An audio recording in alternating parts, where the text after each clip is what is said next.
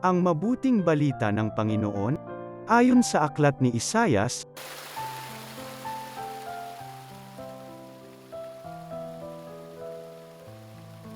sinabi ng Panginoon kay Sab ng Katie-wala sa palasyo, aalisin kita sa iyong katungkulan, at palalayasin sa iyong kinalalagyan. Tatawagin ko sa araw na iyon ang aking lingkod, si Eliakim na anak ni Helcias. Siya ang pagsusuotin ko ng iyong buong kasuutan, ibibigay ko sa kanya ang iyong kapangyarihan, siya ang magiging pinakama ng Jerusalem at ng Juda. Ibibigay ko sa kanya ang susi ng bahay ni David, ang kanyang buksay walang makapagsasara at walang makapagbubukas ng ipininid niya. Itatayo ko siyang parang haligi ng tolda, itatayo ko ng matibay sa isang matatag na lugar at siya'y magiging marangal na luklukan para sa sambahayan ng kanyang ama.